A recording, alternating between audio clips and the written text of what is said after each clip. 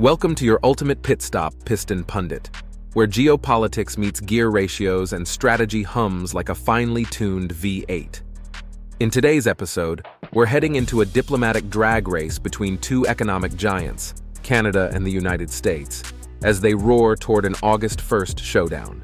With President Trump revving up a massive 35% tariff threat on Canadian imports, Prime Minister Mark Carney isn't exactly slamming the brakes. Instead, he's quietly downshifting into a calculated maneuver, leveraging everything from fertilizer to fuel.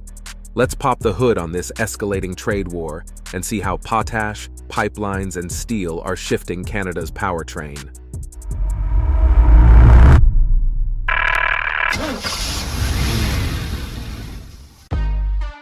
Potash power, Canada's secret weapon under the soil.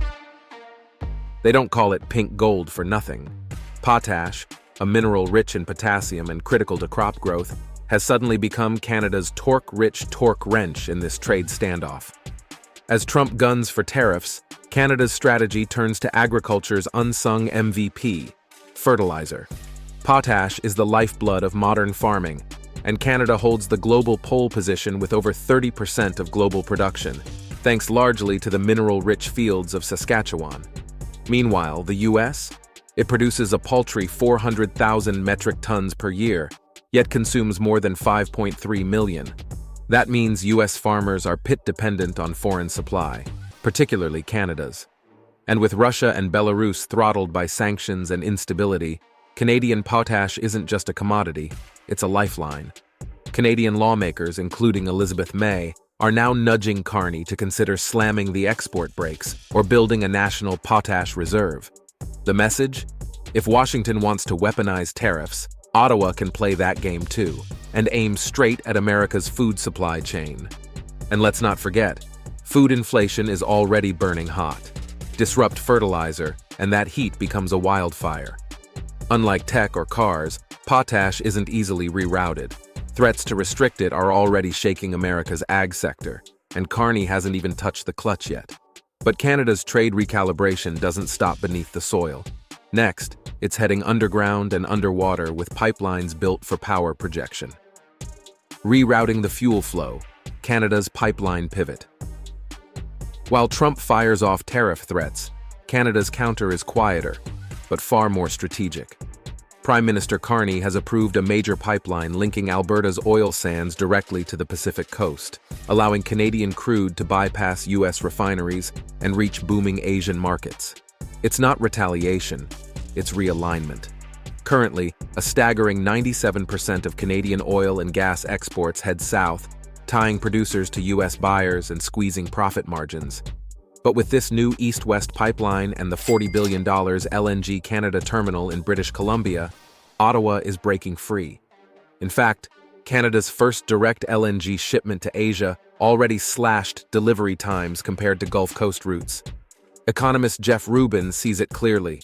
This is about securing trade routes and staking Canada's claim as a true energy heavyweight. And while the U.S. still produces over 13 million barrels daily, it remains dependent on reliable Canadian imports, especially in the Midwest and Northeast. With global options expanding, Canada gains serious negotiating torque. If Trump's tariffs hit, Carney won't just protest. He'll reroute barrels, not just rhetoric. Before we delve deeper, take a pit stop and smash that like and subscribe button.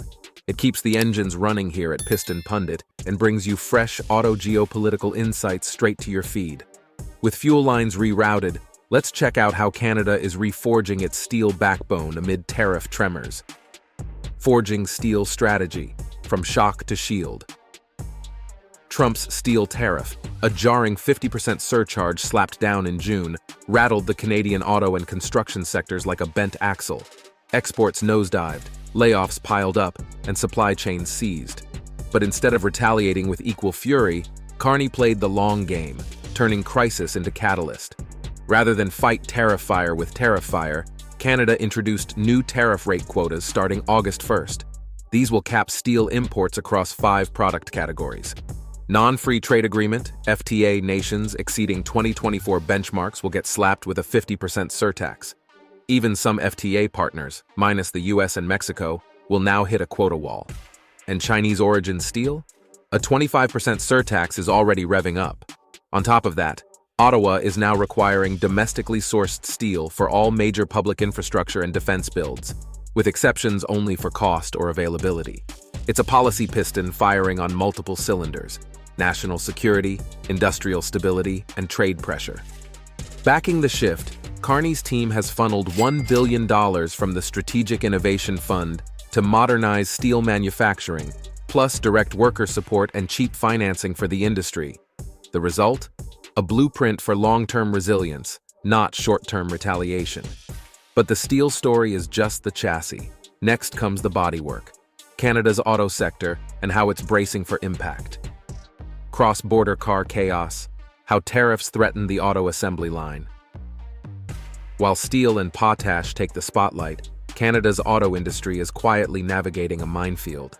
Trump's looming 35% tariff threat has put nearly 1.5 million Canadian-assembled vehicles and the 80% shipped to the US squarely in the crosshairs. Worse, a separate 25% tariff on Canadian auto imports has resurfaced, echoing the 2018 threats that rattled the industry. In response, Prime Minister Carney is proactively negotiating carve-outs for vehicles, batteries, and rare earths, critical components in the rapidly growing EV supply chain. Canada isn't just building cars, it's building leverage. Major EV investments from Stellantis and Volkswagen position the country as a key player in the future of North American auto manufacturing. These projects aren't just about job creation, they're bargaining chips. Meanwhile, US automakers like Ford and GM still rely heavily on Canadian plants for trucks and SUVs. Disruptions could trigger price hikes and delivery delays, amplifying supply chain headaches. Ottawa's message? Keep auto goods tariff-free under USMCA, or risk stalling both economies.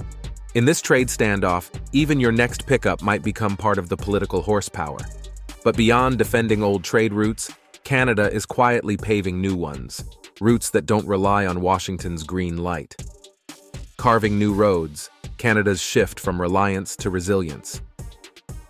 While US threats echo louder with each press briefing, Carney's government is methodically redrawing the map, focusing less on counterpunching and more on carving new lanes. To keep doors open in Washington, Canada paused its digital services tax and extended diplomatic warmth to visiting bipartisan senators. At the same time, Carney is making quiet moves to secure quotas on softwood lumber and maintain dialogue. But underneath the handshake optics is a strategic departure from old dependencies. Carney's message is subtle but firm. Cooperation is welcome, but not mandatory.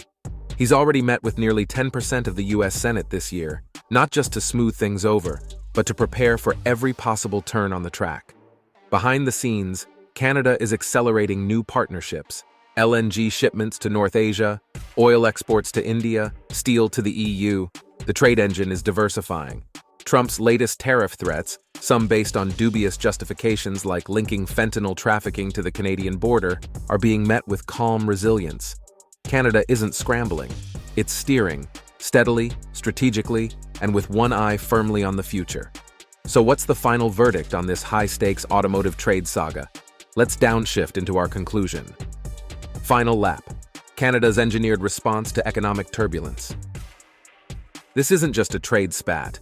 It's a quiet revolution driven by logistics, leverage, and long-game engineering. While Trump fires off tariff threats like backfiring exhaust, Canada is tightening bolts behind the scenes, strategically stockpiling potash, redirecting energy exports, and fortifying domestic steel. It's torque over talk. From potash fields in Saskatchewan to LNG terminals on the Pacific, Canada is quietly rebalancing the equation. Whether or not a deal is signed by August 1st, the real shift has already begun, toward a more independent and globally connected economy. Now it's your turn behind the wheel. Is potash truly Canada's most underrated trade weapon? Could EV investments and energy rerouting give Canada the edge? Has Canada finally charted a path out of US economic dependence? We'd love to hear your thoughts. Drop your answers, stories, or predictions in the comments. For the latest updates on the automotive world and more in-depth analysis, subscribe to Piston Pundit and hit that notification bell. Thanks for watching, and stay tuned because this engine's just getting warmed up. You can now check out any of the videos on the screen. There's plenty more to explore.